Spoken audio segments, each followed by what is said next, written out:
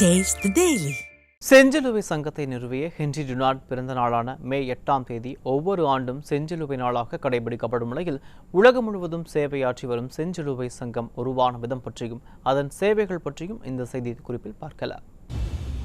மனிதர்களின் உயிர் மற்றும் ஆரோக்கியத்தை பாதுகாக்கும் சர்வதேச தன்னார்வ மனிதாபிமான அமைப்புதான் செஞ்சிலுவை சங்கம்.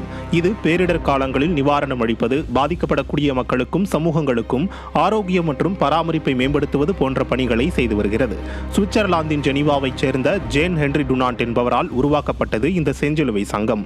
1859ஆம் ஆண்டில் இத்தாலியில் போரில் காயமடைந்த சுமார் 40,000 வீரர்களை கண்டு மனம் வருந்திய ஹென்றி டுனாண்ட் இதுபோல் போரில் காயமடையும் வீரர்களுக்கு உதவும் நோக்கில் 1863ஆம் ஆண்டு பலரது உதவியுடன் இச்சங்கத்தை உருவாக்கினார். 1864ஆம் ஆண்டு ஜெனீவா மாநாட்டில் அதிகாரப்பூர்வமாக 12 நாடுகள் ஒப்புக்கொண்டன. அடுத்து வந்த ஆண்டுகளில் பல்வேறு நாடுகள் இந்த சங்கத்தில் இணைந்தன.